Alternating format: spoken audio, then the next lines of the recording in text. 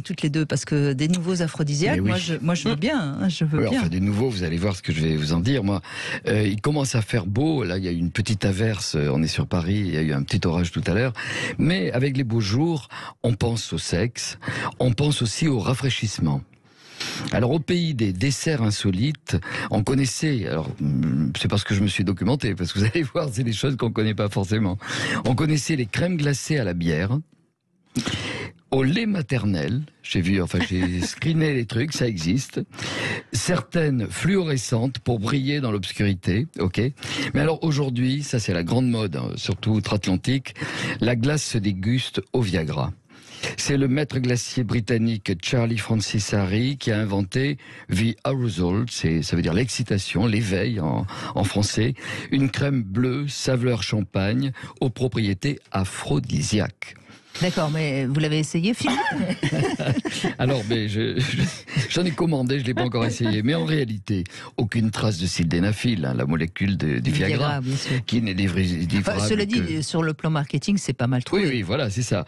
Mais, dit l'inventeur, il y a des ingrédients comme l'arginine, le guarana, le ginkgo biloba, censés avoir les effets similaires sur la libido des hommes et même des femmes.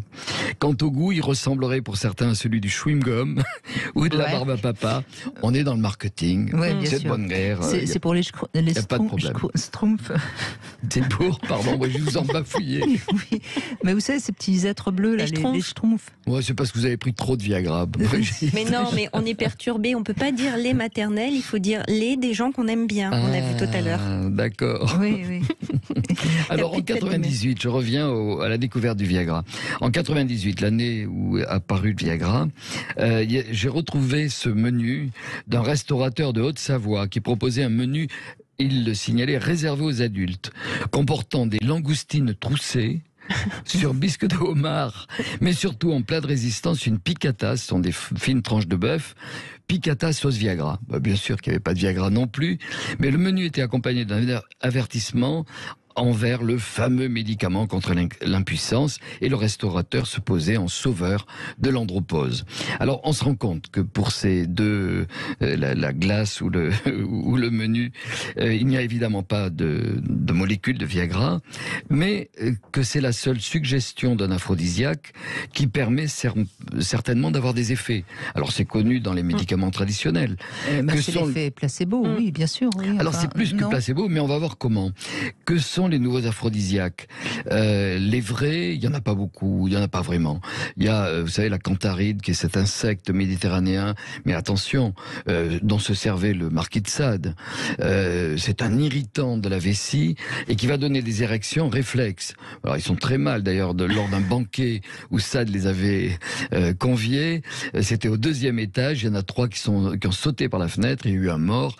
Et Sade a été... C'est une manière de s'envoyer en l'air, de sauter par la fenêtre peut-être. N'empêche que Sade a dû s'envoyer en l'air parce qu'il a été interdit de sa région, puisqu'il était en Avignon, c'était sa région, pendant très longtemps. Mais ce que l'on peut dire, c'est qu'en dehors de ces molécules très dangereuses, puisque la cantaride, 1 centigramme est mortel. Donc, on n'en prend pas. Les aphrodisiaques procèdent par suggestion. Mais il y a ce qui serait aphrodisiaque, parce que j'ai quand même beaucoup étudié la question, vous imaginez bien, c'est tout ce qui serait vasodilatateur. Oui, mais alors on le sait, avant le Viagra, on utilisait quelques vasodilatateurs, ça marche pas vraiment. Non, bien sûr. Non. Bien sûr. Par contre, vous allez voir que la plupart, dans toutes les traditions, il y a des aphrodisiaques. Et ils marchent par suggestion, par analogie, par hypnose, par analogie de forme ou par des jeux de mots. C'est par exemple la racine de mandragore ou de ginseng. C'est que, en définitive, les formes sont très suggestives. Forme masculine, on voit des petits membres, on voit un petit sexe. Ça évidemment un puissant pouvoir érectile, comme les mollusques marins qui sont souples, humides, qui évoquent la douceur vulvaire. Mais c'est dans toutes les cultures. Ou encore le bois bandé antillais qui utilise le terme magique de bandé, et vous le savez. Alors je vais vous donner 2 innovations parisiennes, tout d'abord, et puis je vais conclure sur de la cuisine. Mais 2 innovations parisiennes. La boulangerie Le Guéchoc, c'est dans le quartier du Marais, ça fait une 20aine d'années que ça existe. Elle offre une étonnante gamme de viennoiseries. Je vous invite à y aller, Le Guéchoc. En tout premier lieu, la baguette magique. Elle est formidable, je voudrais vous la montrer. Elle est quand même assez phallique. Mais aussi le zizi croc, le zizi choc et la bistouquette. La bistouquette qui est délicieuse. Ça, je l'ai personnellement goûté. Et alors, quelque chose de nouveau que j'ai essayé également. Et là, il y a une clientèle beaucoup plus jeune, ça s'appelle la quéquetterie. C'est dans le 1er arrondissement, vous connaissez la quéquetterie. Voilà, rue d'Aboukir, qui vient d'ouvrir. C'est un corner gourmand pour les amateurs de street food, du street food sucré. Une clientèle très jeune, avec des énormes gaufres fourrés en forme de quéquette. Le sexy coconut, par exemple. La quéquette se décline aussi en version foufoune. Pour dédramatiser les pratiques orogénitales. Pour l'inclusion.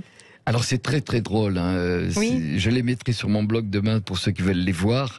Mais je veux simplement compléter et terminer là-dessus sur un très joli livre que vient de faire quelqu'un que vous connaissez, Brigitte, qui est mon ami Joël Mignot, qui est psychologue, sexologue, qui nous avait charmé avec en 2010, elle avait écrit son carnet de recettes pour deux d'une femme amoureuse. Et là, elle vient de publier aux éditions Complicité un petit livre qui s'appelle L'hypnose dans la cuisine. Et alors, ce petit recueil se propose d'aider à découvrir sa sensualité par la cuisine. Car dans la cuisine, les papilles sont reines. Pas de vraie cuisine sans goûter, sans tester du bout de la langue, sans mobiliser les autres sens. L'odorat, bien sûr. Le toucher, la place des mains, le fait de manier les outils, de couper, de râper, peler, remuer. L'ouïe pour la danse des casseroles. La vue pour les couleurs, leur accord. Et Joël insiste beaucoup sur le plat, tableau, la sculpture, une œuvre d'art éphémère. En ce sens, la cuisine est un voyage, un partage de sensations. Et d'une certaine façon, il y a une hypnose dans la cuisine qui rappelle et qui a un effet aphrodisiaque. On voit de quelle façon, eh bien, c'est pas forcément la suggestion de forme, mais il va y avoir quelque chose de l'ordre de l'érotisme, c'est-à-dire susciter le désir du partenaire et le partenaire gourmand. Voilà le petit détour par la cuisine. Oui, oui, mais vous avez raison. De toute façon, la nourriture, c'est un préliminaire. Souvent, on va manger ensemble pour apprendre à se connaître, pour se découvrir, et c'est souvent comme ça que commence une vraie relation. Mais pour une raison première, c'est que la nourriture est anxiolytique. C'est le fait de manger est anxiolytique, c'est-à-dire que, d'ailleurs, il n'y a qu'à voir, quand on est très angoissé, on ne peut plus manger, et on se sert même de nourriture pour désensibiliser la phobie des jeunes enfants. Par exemple, on les fait manger, lorsqu'ils mangent, leur taux d'anxiété a baissé, à ce moment-là, on peut leur présenter les objets phobogènes. Et c'est la même chose dans la séduction. Je vais te séduire d'abord par un petit peu d'alcool qui va désinhiber. Oui, et puis après je te mange tout cru. Mais on sait très bien les rapports. Et d'ailleurs, on voit bien que dans la nourriture, à un moment donné, dans les années fin des années 70, ils ont essayé de lancer des pâtes de couleur bleue. Ça n'a absolument pas marché. De même que les pilules pour se nourrir, ça ne marchera jamais. Enfin, le plaisir de se nourrir, il est assez proche du plaisir tout court. Enfin, il y a vraiment des liens. Ah oui, c'est un sens très développé.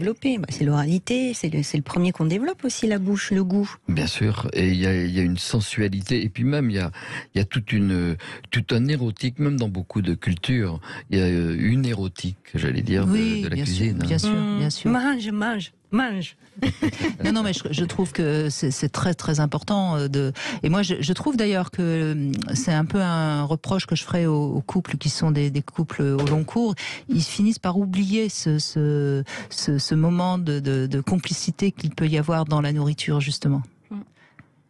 Imaginez, enfin moi je sais pas, manger une banane à deux, c'est quelque chose d'extraordinaire, c'est très très érotique, non ? Partager l'oralité, et c'est quand même, et surtout dans une époque où nous sommes, on le voyait tout à l'heure, des pratiques, la quéquetterie qui dédramatise l'orogénital. Il faut pas oublier qu'il y a pas longtemps, c'était quand même quelque chose d'interdit. La bouche et le sexe ne devaient pas se rencontrer, et au contraire. C'est un moyen de développer l'érotisme. Bien sûr, se donner à manger aussi, l'un l'autre. Oui. Avec les doigts. C'est très méditerranéen, mais quand même, c'est aussi quelque chose de très, très, très érotique. Oui, manger sur le corps de l'autre. Enfin, on sait à quel point il y a énormément de choses à faire qui vont lier justement la nourriture et la sexualité. Donc, manger l'autre aussi. Mais oui, et de toute façon, tous vos aphrodisiaques ont marché. Le nombre de mots qui fonctionnent dans les deux sens, hein, on le sait très bien. Oui, un cannibalisme érotique, alors sans aller dans la réalité de la chose, mais c'est une réalité que le cannibalisme de l'autre peut être extrêmement érotique. Hein, oui, tout à fait.